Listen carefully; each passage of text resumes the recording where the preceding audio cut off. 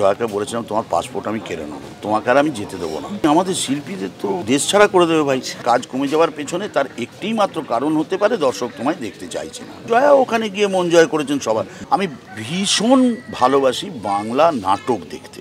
আফরান নিশো, মেহজবিন চৌধুরী, তারা এত ভালো ভালো কাজ করছেন, আমাদের বাংলার শিল্পীদের বড় বড় দীর্ঘশ্বাস পড়ছে আর কি। আমি আমার নিজের পিঠ চাপড়ে চাপড়ে বলছি আমি যা ভালো না চিন্তা করতে পারছেন না আপনি।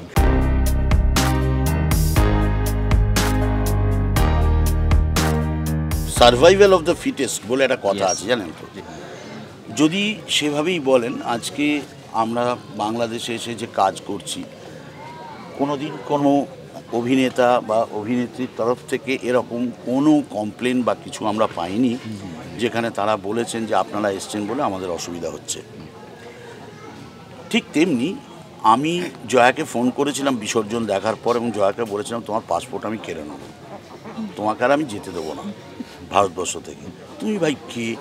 এই কীরকম ব্যাপার যে তুই তো মানে আমাদের শিল্পীদের তো মানে দেশ ছাড়া করে দেবে ভাই, তুমি কী করছো? এ তো সাংঘাতিক ব্যাপার।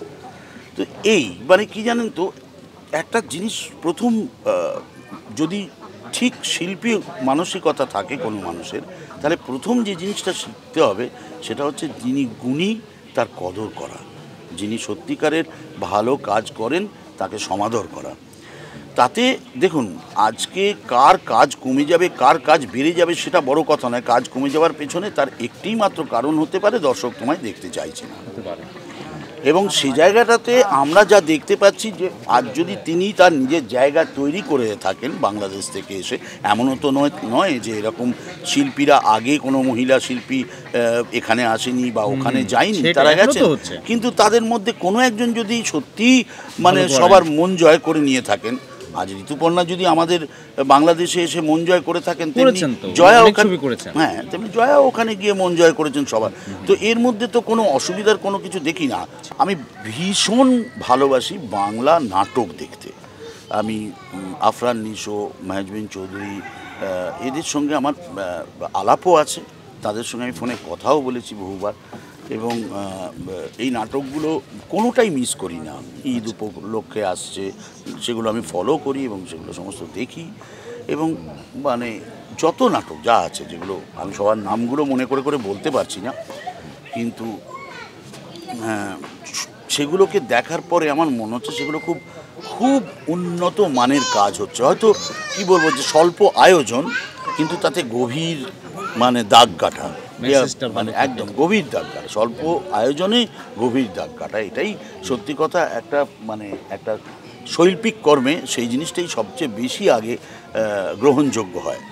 তো সেক্ষেত্রে আগে যেরকম একটা ব্যাপার ছিল যে আমি আমার নিজের পিঠ চাপড়ে চাপড়ে বলছি আমি যা ভালো না চিন্তা করতে পারছেন না আপনি, তো এই জিনিসটা কিন্তু ছিল।